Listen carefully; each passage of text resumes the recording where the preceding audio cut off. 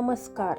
अनुपमा रेसिपीजमध्ये आज आपण बघणार आहोत सर्वांच्या आवडीचे, करायला अगदी सोपे असे कुरकुरीत मंचुरन.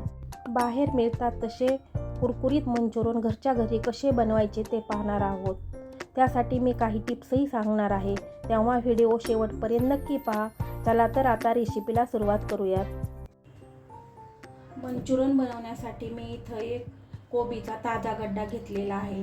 हा गड्डा मी स्वच्छ मिठाच्या पाण्यामध्ये धुवून घेतलेला आहे. आता ह्याला आपण कट करून घेऊया.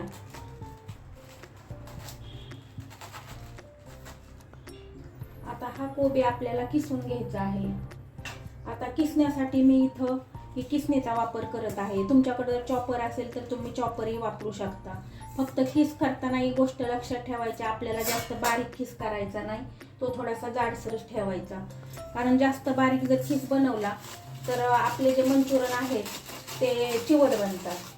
म्हणून आपल्याला खीस जास्त लहान बनवायचा नाही. इथे आपला सर्व कोबी किसून झालेला आहे. आता हा कोबी आपण एका खोलगट भांड्यात काढून घेऊयात.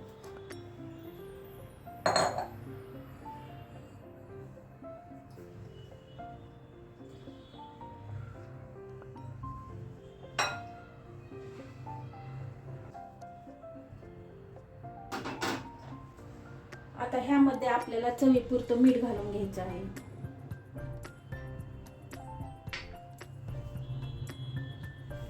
मीठ घातल्यानंतर आपल्याला हे असं चोळून चोळून मिठाला लावून घ्यायचं आहे. म्हणजे काय होतं, कोबीला पहिलंच पाणी असतं आमचं, आणि मीठ टाकल्यानंतर त्याला आणखीनच पाणी सुटतं. आणि त्या पाणी सुटलं की त्याला मग आपल्याला जे मसाले आहेत ते व्यवस्थित घालता येतात. मसाले घालायचा आपल्याला अंदाज येतो. त्यामुळे त्याला मिठाला असं, या कोबीला असं मीठ चोळून चोळून घ्यायचं.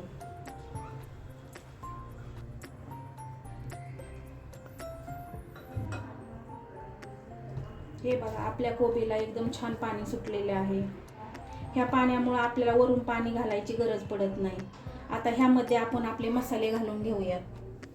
ह्यामध्ये मी 1 चमचा रेड चिली सॉस घालत आहे, 1 चमचा सोया सॉस घालत आहे, 1 चमचा मिरची पावडर, काश्मीरी मिरची पावडर घेतलेली आहे ती घालत आहे, 1 चमचा बारीक किसलेला अद्रक घालत आहे, 1 चमचा बारीक किसलेला लसूण घालत आहे, आणि इथे मी थोडा फूड कलर घेतलेला आहे तो घालत आहे. हा पूर्णपणे ऑप्शनल आहे. आता ह्यामध्ये मी 1 वाटी बारीक चिरलेली कांद्याची पात घालत आहे. आता हे आपल्याला छान मिक्स करून घ्यायचे आहे.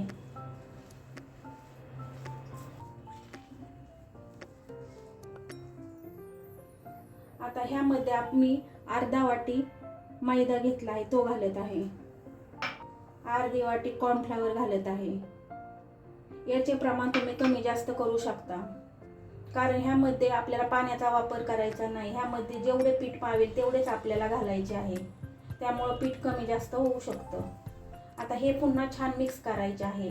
परंतु मिक्स करत असताना आपल्याला ह्याला जास्त कणिक मळतो तसं चोळून मळायचं नाही. ह्याला हलक्या हातानेच मळायचं आहे.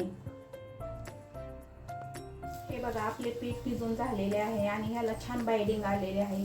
आता हे तळण्यासाठी आपल्याला लगेच घ्यायचे आहे, कारण आपण हे जास्तच ठेवलं तर ह्याला कोबीला पाणी सुटतं आणि ते पातळ होते. मग पातळ झाल्यामुळे आपल्याला मंचुरन व्यवस्थित करता येत नाही. त्यामुळे हे आपल्याला लगेच तळण्यासाठी घ्यायचे आहे.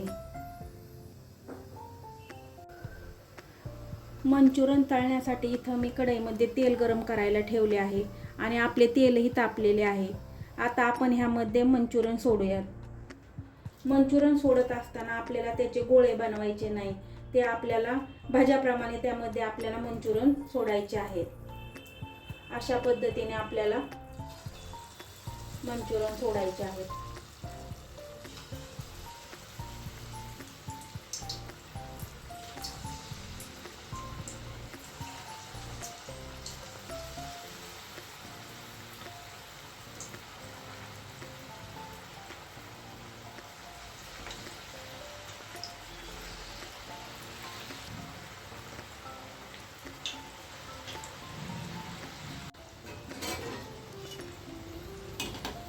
आपल्याला मंचुरन तळत असताना आपल्या गॅसची फ्लेम ही लो टू मीडियम ठेवायची आहे. आणि ह्याला आपल्याला हलक्या हाताने हलवून घ्यायची आहे. हे मंचुरन आपल्याला सोनेरी रंगावर तळून घ्यायचे आहेत.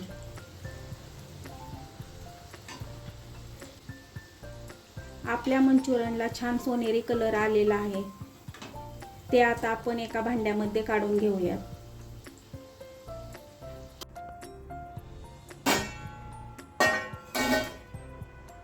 हे बघा, तुम्ही आवाजावरूनच तुम्हाला कळाले असेल की आपले मंचुरन किती कुरकुरीत झालेले आहेत. आता याच पद्धतीने आपण बाकीचे मंचुरन तळून घेऊयात. अशा प्रकारे आपले कोबी मंचुरन तयार आहेत.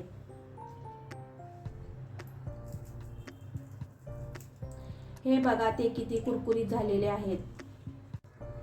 अशा प्रकारे कुरकुरीत कमी तेलकट मंचुरन रेसिपी कशी वाटली ते कमेंट करून नक्की सांगा.